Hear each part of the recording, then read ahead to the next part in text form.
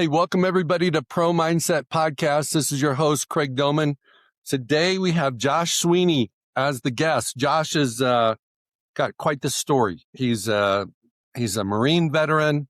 He's a Paralympian, and you don't typically become a Paralympian after you've been in the Marines and you're like a sniper kind of guy. So had something happen to him, and he's going to share today his story, his purpose, his pain, his mission, and hopefully you guys that are listening are going to learn something that is a takeaway for you from a young man that has overcome more adversity than any of us would like to have. Josh, welcome to Pro Mindset today. Thank you. Thank you for having me and asking me on here. I'm excited to talk about everything I've learned on this journey so far. Kind of give us the rundown. You were sharing off air, this accident happened in 2009. So let's go pre-2009. Who was Josh then? What was your game? What was your hobbies? What was your life like? What were your dreams and goals? Yeah. So I grew up Phoenix, Arizona, middle class family, didn't have a ton of money, but had enough money to survive and through everything. And I would say that, my mom was a very strong-willed woman. She was a teacher and she was smart enough to get me involved into sports as a young age. So I started playing everything that she could get me into when from t-ball to flag football to, soccer. And it wasn't until junior high that I really landed on playing hockey as what I actually wanted to do. All the other ones were what she wanted me to do, or at least get me into everything that I could. And she understood the value in being a multi sport athlete. I found roller hockey because a friend invited me out, and this was in Phoenix, right? Glendale, Arizona. And it was in the evenings that we would play after school. And the rink was like a chain link fence for boards. And it was, and there's no contact, but there's contact. And I just remember that was my first time I felt like I was on a team and was with a group of guys that we were all just rooting for each other, but also hard on each other because we wanted to win. And just that hockey mentality, that mindset that goes into being a player on that team. And I fell in love. So I played that junior high and high school. And then my mom also had me involved in Boy Scouts from kindergarten until I got my Eagle Scout at the age of, 16, which I don't know if that would have got done if it wasn't for her, because I was definitely not, I was in high school, right? I wasn't focused on finishing that anymore. And she said, no, you're finishing this, and helped me to do that. But, I'd say I was pretty well-rounded. I think I got a lot more team / military style thinking with the sports I was in, and then Boy Scouts. And I knew that I didn't want to go to college. It just wasn't something I was interested in. And in school, all I heard was, you're really smart, you're really bright, but you just don't want to apply yourself. I was like, yeah, you're right. And, and then, September 11th happened while I was in high school. And I remember thinking, maybe joining the military is what I need to do. Maybe that's where I'm being called to go. And it was scary, and I wasn't sure what I was getting into. And realistically, I did not know what I was getting into as much as I thought I knew, but it was a good choice that I made, and I'm glad I did it. So walk us through what you were doing in the military, like 2007, 8, right in there. Yeah. So initially when I joined, and like most recruiters, they tell you whatever they could do to get you in. But when I joined, I went into security forces. So you're trained up as infantry, and then you go for a couple years into security forces, which is like the SWAT team of the Marine Corps. So you're a reactionary force for any embassies. And I was stationed in Norfolk, Virginia, and we did some deployments around Europe and Spain and stuff, just kind of as a reactionary force.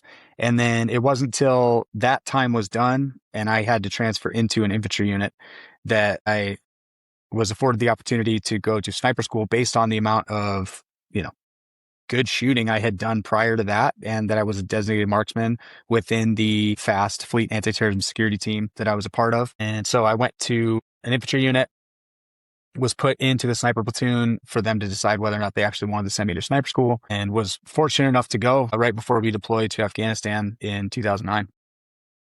Okay. So you weren't just a foot soldier, you were a sniper. Kind of share for the listeners, what does that really mean? We watch TV, we see movies, but what does that mean when you're living it? Yeah. Realistically, it's a lot more logistics and planning than actually laying down and shooting and doing all the running around and the cool stuff that you might see in the movies. It's a lot of time spent figuring out what you're going to do and laying it all out there for the other units to decide off of and how they wanted to work. Or realistically, we are a support for the infantry unit that we are attached to. We're not really out there doing our own thing. What happens is a line unit or just like an infantry, like a normal platoon of infantry guys will come to us and say, hey, here's what we're planning on doing. Can you provide overwatch? Can you go out early and make sure that we don't have anything we're going to run into? Maybe, so that we're not going to get ambushed. And then you have to draw all that up, do all your paperwork, present it to the officers that are in charge of everything. And then as long as you get the green light, okay, cool, you're good. You can go out and do that mission. And then if you're lucky enough to do the mission, then you might get to shoot. But realistically, most of the time, if you're shooting, you're compromised, which means that you're essentially like, you're done. So by the time you start shooting, it means that you're already thinking about how am I getting out of here?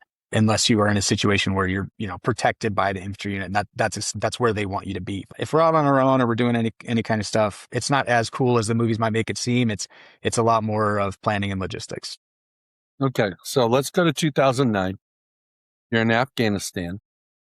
You're on a mission. You're deployed, which led to the biggest change in your life. Give us the rundown on, when you woke up that day, what were you thinking? What was the plan you were on? What was the mission you were on? And what happened?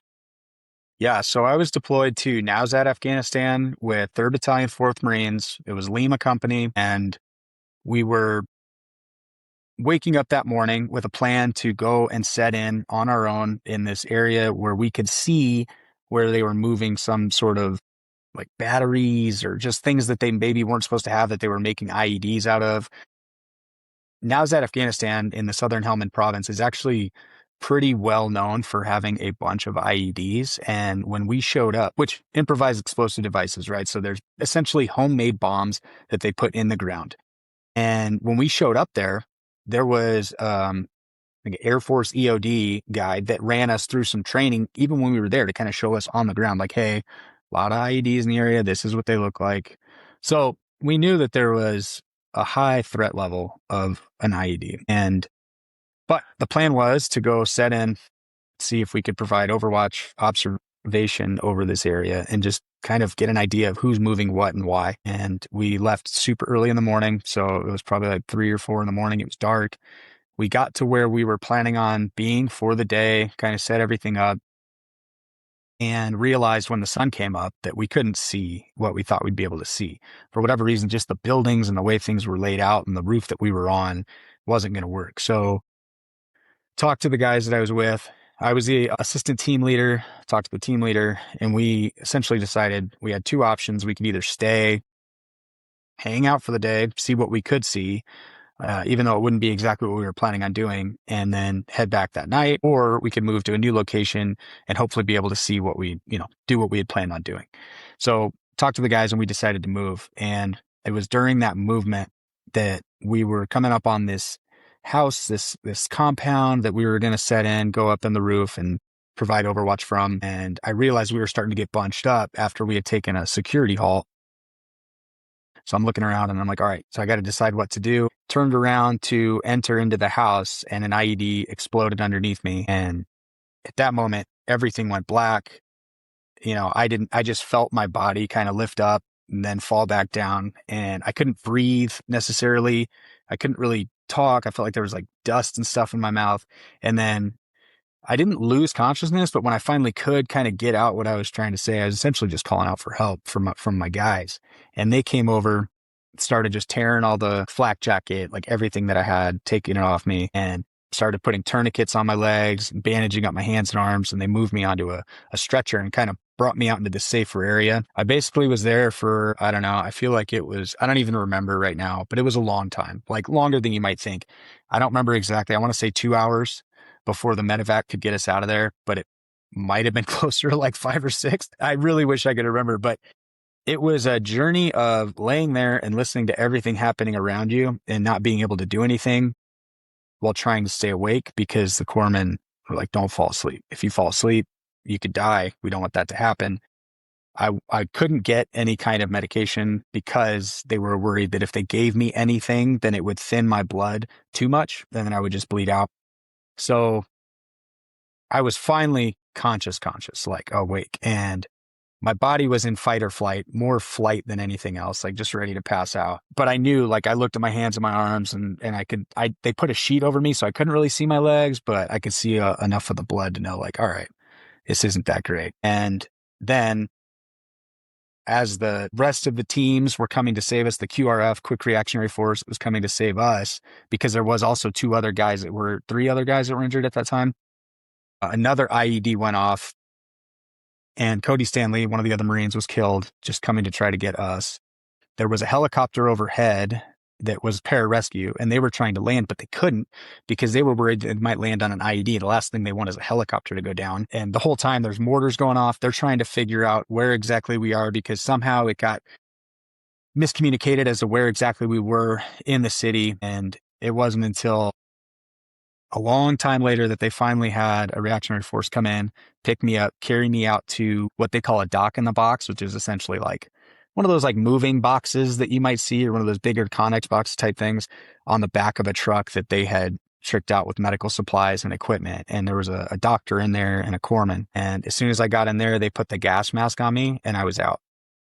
Eventually, I guess what had happened was that dock in the box vehicle hit an IED.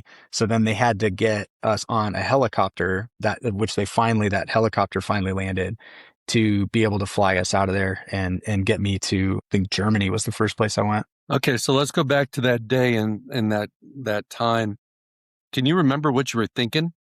And is it something that you had thought before, or was it something that was like brand new? Have you ever, did you guys subconsciously or consciously think about what you're going to think about if you're ever injured? Or was it just something where you're out of your mind? No, I mean, we kind of joke about stuff like that. I think you almost have to. It's almost the way that you prepare yourself for when bad things happen. And I hadn't been in any kind of bad situations like that before. So I had made jokes about like, hey, if I get blown up, just like give me your pistols and leave me and I'll be fine. Like you guys can go, just kind of, it's just that dark humor that you have when almost you have to have in the military. But when it happens, don't leave me.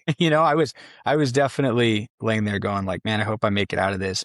But as time wore on, I do remember thinking like, just let me go to sleep, and anytime I'd start to fall asleep, one of the corpsmen or the radio operator that was sitting right next to me, he'd like tap my shoulder, like shake me and be like, dude, what's up? You can't go to sleep. And then we would talk. And I actually did have one of the Marines. I do remember this. One of the Marines was freaking out. He was having a hard time with the situation. And I just couldn't take it anymore. And I was sitting there and I just looked up over at him and I was like, come here, come sit down, come talk to me. Like, I need to stay awake. You need to stop freaking out. Just come sit and talk to me. And he did. He came over and he sat. I mean, I think that's just one of those really, really raw moments that happens when you're in a very bad situation. And it's, I don't know, I think you see it on TV or maybe you see it in movies and it's obviously dramatized a little more. But it's really just kind of a normal, almost boring situation that you're in that's very bad, and you just have to find a way to cope or make it through. And that was through conversation with the fellow Marines that I had there, calming down the one Marine, even though I probably was the last person he wanted to talk to in that situation. And yeah, I mean, I remember thinking like, I didn't have any thoughts about, like, oh, if I make it out of this, I'm going to be a changed man or anything like that. I just was sort of laying there going like, I'm tired. My legs, the tourniquets on my legs hurt so bad. That was the worst, because I remember they just hurt so bad that I was just like, I just want to be done. I just want to go to sleep. And I didn't really care at that point what was going to happen to me. And I think that's just what it was. So when was it that you realized, and when were you told by a doc that they needed to do a double amputee of your legs? So this was one of those funny moments that I remember actually physically laughing. So when I got to that dock in the box, they set me on the ground before lifting me up into the 7-ton vehicle. It was like, because it's higher off the ground. And I was like, what are you doing? And the doctor that was standing up there said, I need the most seriously injured person. And I looked dead at him. I said, that's me. And then he looked at the guys that were carrying me and they go, yeah, that's him. And because I was so aware, like I was so awake, like I wasn't on any drugs, like I'd been awake for so long. It was just like, I know what's up. And then they get me in the vehicle. And I remember the corpsman, I don't know if he was new, I don't really know, but there with that sheet that was over me, he lifted up the sheet and then he goes, "We got amputations." And I just remember kind of laughing, like almost just like of course, dude, like what do you, and then that's when they put the gas mask on me and I passed out. But it's just one of those weird situations, one of those weird things that happens. And then I didn't really understand the extent to my injuries. Like I knew that my legs were messed up. I didn't know how far the amputations or what it was, maybe at the knees if I was lucky. But my hands and my arms, I had like nerve damage. And so when I woke up, like I couldn't do anything. Like I couldn't feed myself. I couldn't even open my hands. They were like, because the nerve damage makes them like stick shut. So that was when I got to the hospital. I think I woke up and I was on some really weird drugs. So it was hard. It's kind of foggy, but I just remember waking up and asking the nurse, like, "Hey, do I still have my stuff?" And she was like, "Yeah." I was like, "All right, cool." And then I passed back out. Like, I don't know why at that moment that was the most important thing to me, but and then after that, they put me in a medically induced coma to get me to Bethesda, Maryland, which is where I spent a month in the ICU. Okay, so in your human mind, what was going on when you were thinking about life after surgery and like what was going to be in your future? Because what you knew being a sniper in the Marines was no longer on the table. What was like, when did your mind shift? How did it shift? Was it immediate? Was it like, like a slow turn? How did it work?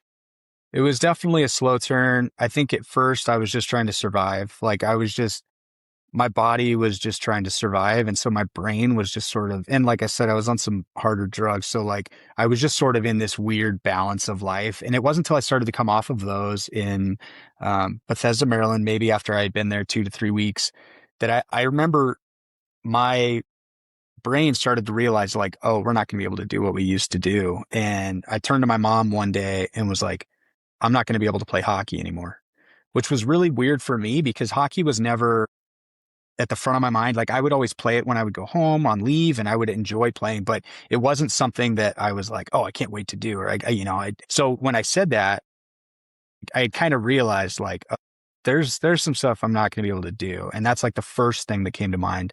And my mom being a mom, of course, like found some videos of sled hockey at that point and told me like, "Well, maybe we could check this out." And then I totally forgot about it because that was like 3 weeks or 4 weeks after I got hurt. And then after I had that kind of epiphany, my brain started switching to like, well, how am I going to feed myself? And had some amazing occupational therapists in the hospital there at Bethesda, Maryland, that figured out how to essentially make like a cast or like a piece of plastic that they could attach a spoon to so that I could eat. And I think that was kind of the first moment where my brain, like, that's when it all started to like be like, okay, it's going to be really hard to figure out how to do the things I used to do for now. But if I can just find these little things that can help me each day to get to the point that I want to be, or like talking to them helped me realize like there is options. It's going to be out of the box thinking and it's going to be unorthodox, but like you can figure it out if you just get creative. Well, I want to thank you, number one, for your service. And number Thank you. two, I can't imagine being in that kind of situation where, our brains are amazing because it basically shuts us down. So sometimes we can't feel pain. We don't think about the future. We don't think about our issues. What got you through the dog days, the suck days? In life, there's suck days. Your suck days were really sucky, but how did you get through those suck days? Yeah, I think, and really, I remember the first time I had the hardest day because ICU in Bethesda, there was a ton of support, ton of people, nurses coming in and out. My family was there the whole time. That was easy. At least it felt easier with that kind of help. When I transferred to San Antonio, Texas to start rehabilitation, I still had to spend, I think it was like a week and a half in the hospital.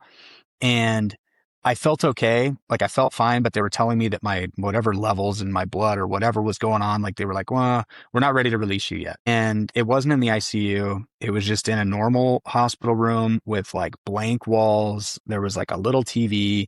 And I just remember that was the first point where I was like, I got to get out of here. Like, I can't stay in here. And every day that they would come in and say, like, we're going to have to keep you another day, it was just like, oh my God. And throughout my life, those have been the hardest times. It's like those intermittent windows where maybe I don't have the direction. I feel stuck. Like I have something I want to do or figure out, but I can't just figure out how to get there or how to do it. And those are the hard times. Those have been the hard times that it's not usually the days that you might think of, like, I don't know. Sure, we have those days where we wake up and we're like, man, I don't want to do anything. I just want to lay in bed, but you have to. And like, I feel like that's something I can overcome. I can have some coffee. I can eat something yummy. I can, like, I don't know. I could figure out a way to entertain myself enough to want to get going in the day. But it's when, like, I can't accomplish what I want to accomplish, or I can't figure out how to do what I want to do, or I'm in that weird limbo phase of like, I don't really want to be here and I want to be over here, but I can't really get rid of that. Those are the hard times. And I think, in my life, those are the times where I've had to learn how to pivot and transition. And I mean, I've done that, I guess, 3 or 4 times seriously now in my life. And, if I wasn't willing to transition or pivot or whatever, I could see myself ending up being into something that I shouldn't be in. Okay. So you end up competing in the Paralympics. How did that all develop? So I finally get out of the hospital there in San Antonio, Texas, and I start going to rehab at the Center for the Intrepid, and they were big on sports, and my hands were still kind of stuck. I couldn't hold a bar to even do a pull-up, which if you're a Marine, doing a pull-up is like, you just do it. And so not being able to do that, I just remember feeling like, oh my gosh, I got to get my strength back. Like, I got to get going. And there was a lot of other amputees and individuals that had been injured in combat in that facility. So it kind of felt like I was back on a team or with some guys that I could see every morning and, hey, how you doing? And like, hope, like, what's new with you? Or they kind of give you a hard time, which makes you feel good when you don't have, and because that's how it was in the military. They give each other a hard time. And then when you're in a world where everybody's being nice to you, it's kind of weird. But, back into that kind of guys unit area. And I remember they were like, hey, why don't you come try out some sports? We do on Fridays, we have a sport. So the first thing I played was dodgeball, if you can believe it. And I'm in a power chair because my hands don't work. So I can't push a wheelchair. And these guys are literally hurling dodgeballs at me. And I was like, this is ridiculous. But I was like, man, but I'm having a lot of fun. Like, this is cool. Then as I got stronger, I started to play like sitting volleyball. So I could scoot around on the ground, play volleyball. Like, that was cool. And then eventually I found out, also sort of because of my mom, that there was a local sled hockey program. And one of the physical therapists had talked to my mom and heard that I used to play hockey. And basically they were like, well, let's get you out there on the ice. And there was some hesitation, right? Like, I had played able-bodied hockey, and then hearing about disabled hockey, I was like, this probably is going to be lame. There's probably not even hitting. It's, do we do it in our wheelchair? I don't know what it is. And he said, whatever, just come watch a game. You'll figure it out. So I did. I went out on the weekend. They had like a Midwest Sled Hockey League tournament on the weekend, went out and watched it. And the first thing I did when I rolled in the rink was I like smelled the rink, and it's just kind of that musty rubber mixed with ice, weird smell. And it brought me back to being a kid. And I was like, all right, well, that's kind of cool. Like, I remember that. And then once I got into the rink and I saw those guys flying in the sleds, hitting each other in the corner, fighting over the puck, skating it back down to the other end, I was like, okay, that definitely looks like real hockey. I got to try and play this. And from there, I would go out to these practices and my hands and everything would hurt and it would ache. And like, cause I still didn't have grip to, like, I was still getting over, like, it was sort of a rehabilitation through hockey at that point, because I didn't need to be in the physical therapy room, right? I needed to be doing sports or doing something that would push me, and my brain would shut off, or it would be focused on the puck or what my next movement or whatever. And then when I would finish, I'd be like, oh, my shoulders, my arms, everything hurts. And it was amazing to me that I could also be back on a team playing a sport that I loved. I had guys that they weren't out there saying like, oh, good job, good thing you came out today. They're out there saying like, catch that pass, dude. That was a beautiful pass. Why didn't you catch it? And I'm like, well, because I'm new. And I'm like, okay, well, figure it out. And it just drove me, and it made me feel like an athlete again. It made me feel like just a person again, and not somebody that was fighting to get through something, but just someone that was just wanting to play a game. And that's where the Paralympic journey started. And when I realized that you could play for the United States of America and give me another opportunity to represent the United States of America. Like, I didn't think after I got injured that I would be able to continue to wear, stars and stripes and red, white, and blue and be out there on the international stage. And I loved it. I love being a part of a team, but I also love the United States of America, and being able to combine both of those again and get to the Paralympics was now my big dream. In my brain, I go to 3 stages. Stage number 1 is like general population, going to the mall, going to something, and you being disabled, not having your legs, it's different. Okay. To being on the ice and you're the same. You're just athletes. You're all trying to freaking win. You're trying to if you ain't cheating, you're not trying type thing. And it's like nobody's looking at you differently because everybody's got something. And then the third stage is when you're doing it for your country and you're playing against other people trying to win a medal. And it's like, I would say, put myself in your shoes, which I'm not. I would love to be in that stage where I'm just one of the guys competing my ass off and making fun of my guys and pushing them and ribbing them and, all those kind of things. So give me feedback on those stages.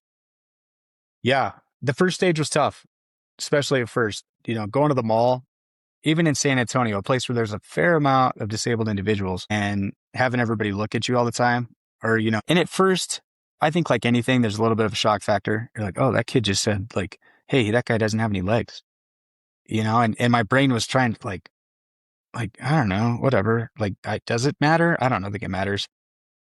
But now I think I'm confident enough and just good enough in my own skin that I don't care. And I actually laugh at it. Now my kids are the ones, Dad, did you hear that kid? And I'm like, yeah, I know. And it's cool. And I'll wave and say hi, and it is what it is. Oh, and then 2, I think stage 2 is my favorite. Like, just being with the guys, even the physical contact of playing hockey, like hitting each other. Like, that was a big thing for me, because I think being in a wheelchair, like we don't make contact with people, we don't jump around. We don't like hit each other. Like, even to this day, when I go see other individuals in wheelchairs, like I might tap them on the shoulder and be like, hey, how you doing? But I'm not like chest bumping. I'm not shoulder checking like I used to do as a young kid. And it was weird, I think, to not have that sort of physical touch with those other guys, and kind of just as small as it is, I think, as a young male. And so being on a team and being out there and hitting each other and like laughing and like shoulder checking each other into the boards and just screwing with each other, like that was where I felt like a little kid again. And I felt like, man, this is awesome. Like, I'm back with the boys, like I'm having a good time.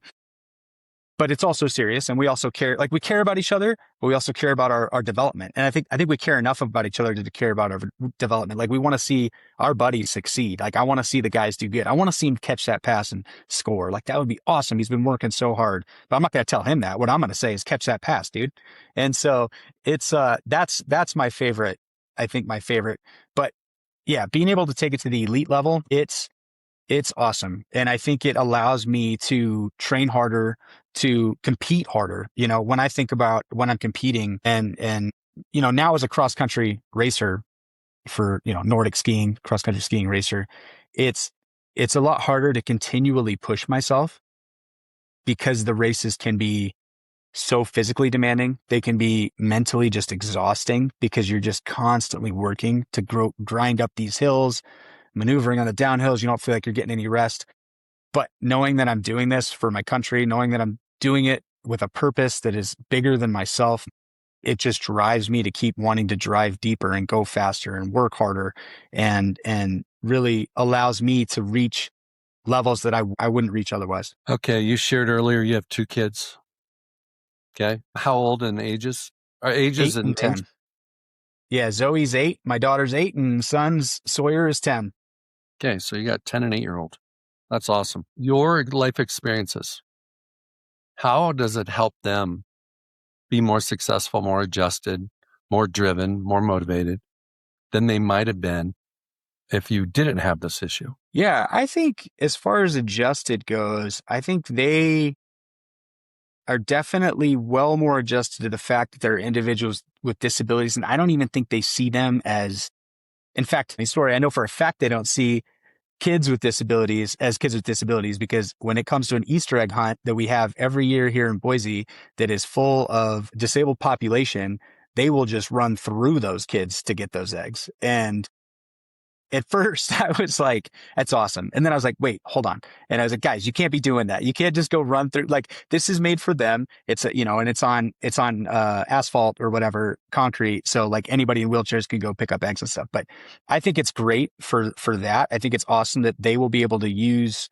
that to help their peers understand that, like, oh yeah, they're in a wheelchair, but my dad's in a wheelchair. He does all kinds of stuff. It doesn't matter. Like, they're still people. Like, what's their name? They're not the kid in the wheelchair. They're Johnny or whatever, and I think that that's awesome. And I do think that my kids are both very, I don't know how to say it, but basically, like, they're always looking for solutions, and they're pretty creative in the way that they're trying to find them. I think it's because they see me all day, every day. I'm trying to figure stuff out, whether it's in the garage with my business, making adaptive sports equipment, or it's outside. How am I going to move this giant thing from here to there? Or if we go somewhere and there's a curve, like, all right, well, what is he going to do to get around that? Or how's he going to handle that situation? So they're constantly seeing me just like, well, we're going to do this, or we're going to figure that out. We're going to adapt and make it happen. So I think it's great. You made a really great point about creative solutions. How does it help you be more successful because of the way you think like that you may not think that way as intensely as you do now, but for the fact that you have to? It's been huge. How does it show up, like, even in your competitions? Yeah. I mean, I feel like ever since I've gotten injured, my life has been just a battle to figure out how to do something better in any way possible. And everything from, somebody cross country skiing, for example, competitions, they might look at their sit ski that they got from so-and-so and be like, all right, this is all I have. This is what I'm going to make work, and I'm going to make it work, and I'm going to do my best with it. Whereas I've made 3 to 4 of my own sit skis, changing seat positions, making it lighter, changing the way that the feet are on the bottom, moving that position, like adapting every single thing I could to get to the point where skiing felt just fluid, perfect. And then I went, well, should my poles be longer? Should they be shorter? Maybe on climbing courses, they're shorter. Maybe on longer, flatter courses, they're longer, because I don't have to have such a fast turnover, be nice and fluid. So I've changed all that. And even with sled hockey, it was playing with sticks. There's so, like, white tape versus black tape. Like, there's so many little things that you can do and change in the way you tape, that it's constantly looking for a solution to an answer that I don't know how to answer, and trying things out and being okay with trying things out. I've learned how to weld so that I could make my own stuff. Like, so I had to figure out how to weld to be able to do all this. It's just a constant search for, I like to think of it as pursuing excellence through creativity, because you got your own YouTube channel for DIY and everything you're doing, right? Seriously. Can you, maybe a dumb question, but can you create these poles that are adjustable so that depending on where you're on the course, you could adjust them? Or is that realistic? It just, I don't know, maybe, but it just depends. I mean, most courses are, you could get away with one pole. You also want to be super light, and the ones that I have are ridiculously light. Could be something to look into. I'm happy to explore it. Yeah. Okay. So how did you do in the 2026 Paralympics? I did good. Not as good as I wanted, though. So I will still be training and I will still be competing at the next one. But my main focus was biathlon, and I wanted to take biathlon to the next level. This season, I was having an amazing season. And in 3 races, I had 2 5th place finishes and 1 6th place finish, which I'm extremely proud of. But then the night before the relay race, so there's a relay race, or mixed relay. There's 4 individuals from Team USA. We don't get to know whether or not we're asked to be on that team until the night before. So I get a call the night before the relay race, and they say, hey, would you like to be on the relay? I was like, of course I do. Last games, they won a gold medal, and I want to help extend that legacy and go back to back, because I think that would be amazing. And sure enough, we did it. We got another gold medal. I was the first one to start and it was extremely stressful. It was the most stressed out I've ever been for a race because of the pressure to not fail. And I know that's not what you want to be focusing on when you're racing, but it's hard to get that out of your mind until the gun goes off. But I will say I was successful that as soon as the gun went off, I executed my plan exactly how I wanted, which was essentially don't let anybody pass you until you're ready to let them pass you. Then once they pass you, you hang on to them as long as you can, and then you beat them right at the end. And for my leg, that's what I did. And then the other 3 athletes and racers cleaned it up, and yeah, we were fortunate enough to win another gold medal at the last games. So you have a gold medal. And I have one from 2014 as well for sled hockey. Wow. So you got 2 gold medals. You have a Purple Heart.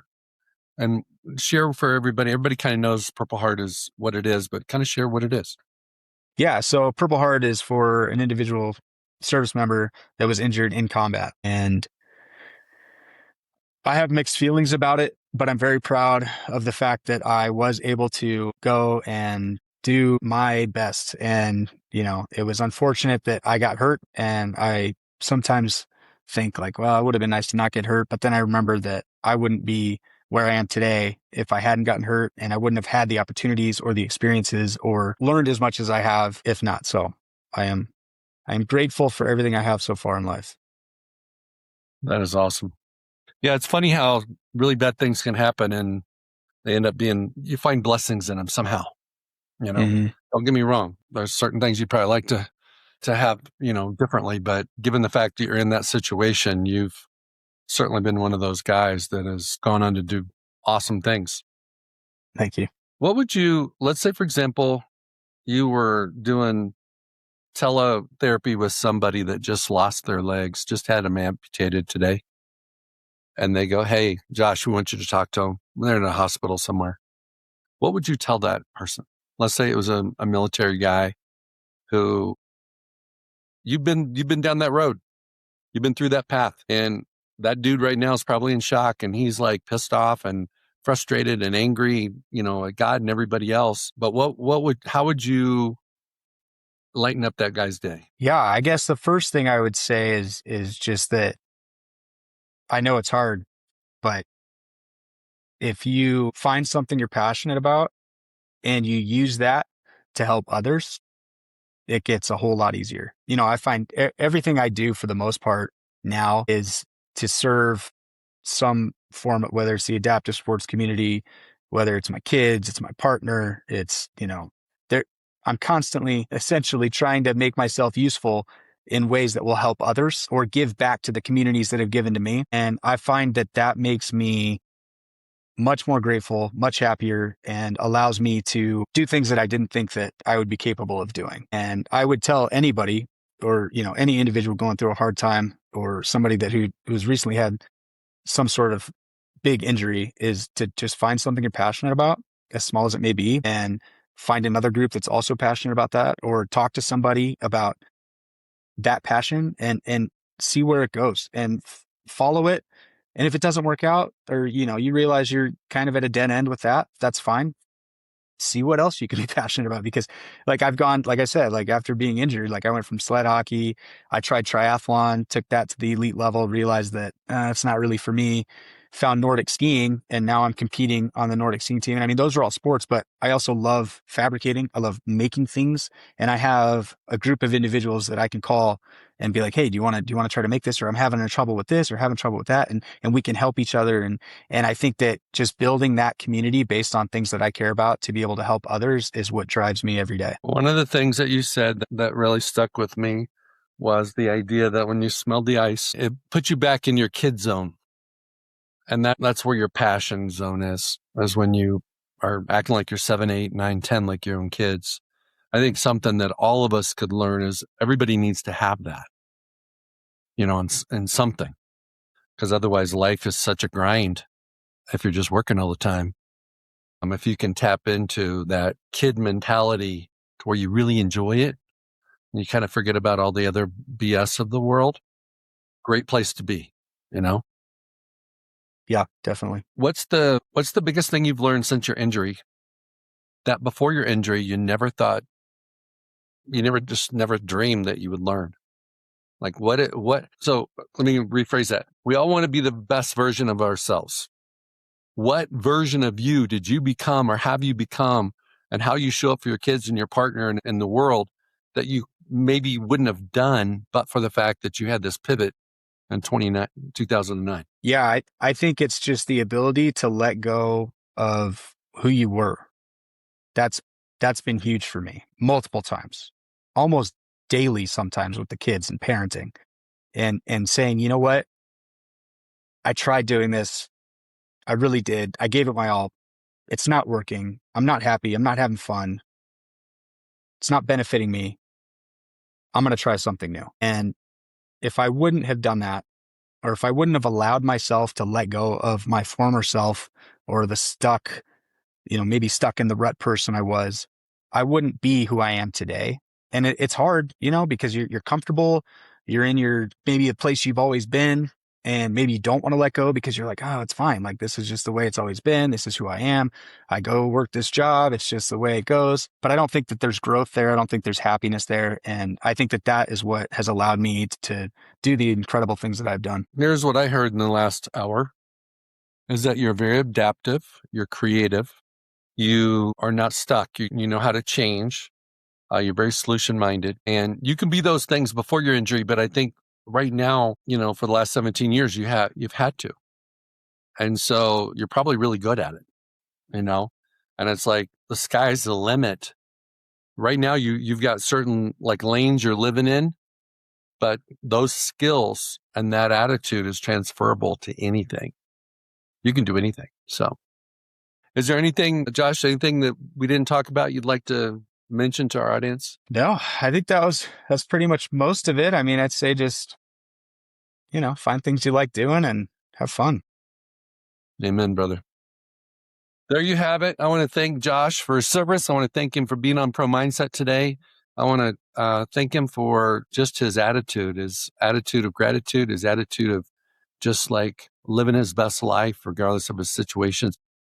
All of us have our own challenges and adversities. Take a page from Josh and be creative, be solution-minded, and everybody go out and have a great day. Hey, it's Craig Domann, the host of Pro Mindset Podcast. I want to thank you for listening or watching today's show. And you can catch us every week on the normal social media platforms like YouTube, Facebook, Instagram, and all the listening podcast platforms. I hope you enjoyed today's show. And more importantly, I hope you gained a Pro Mindset insight. Please be sure to rate and review Pro Mindset Podcast, and I look forward to catching up with you on our next show.